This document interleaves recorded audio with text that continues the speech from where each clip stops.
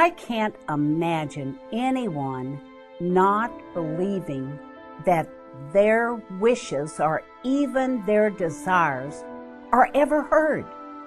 It doesn't matter what they think. It doesn't matter what they say.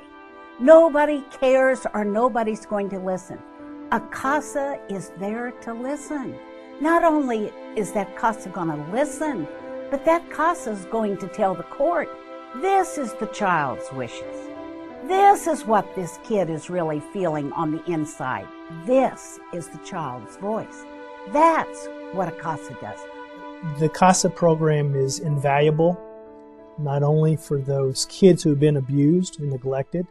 It's invaluable for the court to be able to run efficiently. But most importantly, it's invaluable for those kids that need a voice in court.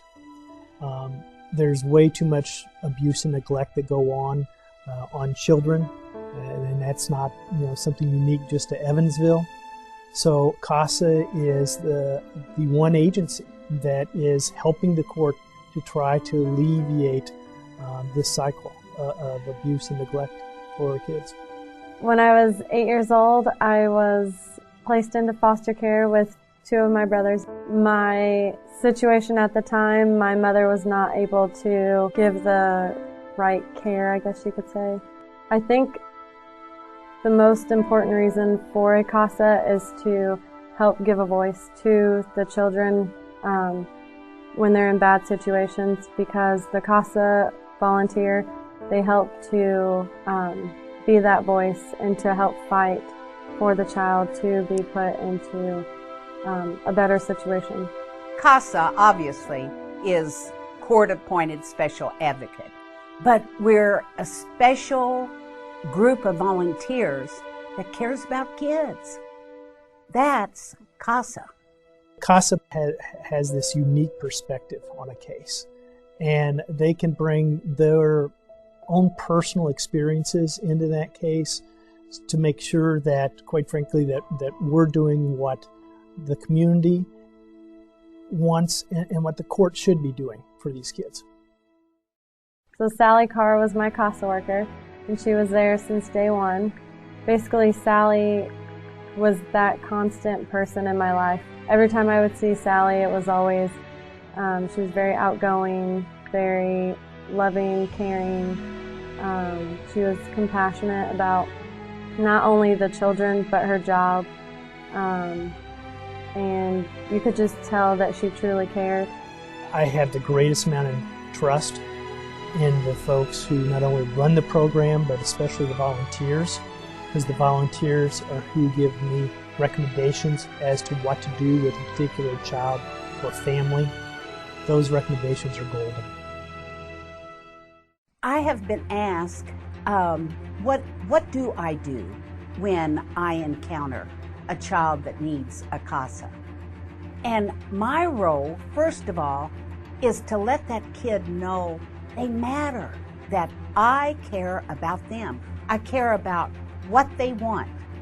I care about what's happening to them, and also let them know that I'm going to be there. Sometimes that's the first person that has ever just cared about that kid.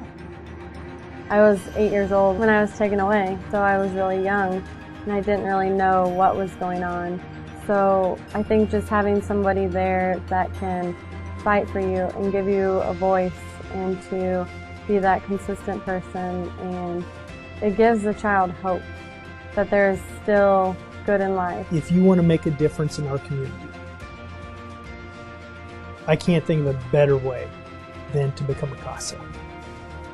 And I know a lot of people say that they're too busy.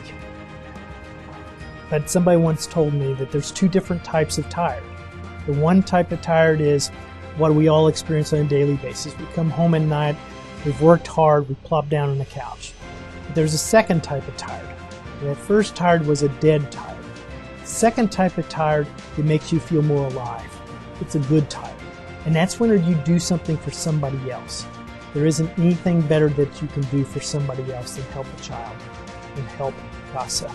So I hope that you'll have a good time. Definitely CASA is very important, and I think anybody should volunteer. And if you don't have time to volunteer, maybe donate money because it is a good cause, and just spread the word, because there are millions of children out there that need homes, and to be put into good situations and taken out of bad ones and make a difference. There's always another child that's going to be abused tonight or tomorrow. Our caseload continues to increase every year, and we need more and more CASAs. We are the children's voices. In court, out of court, we are their voices.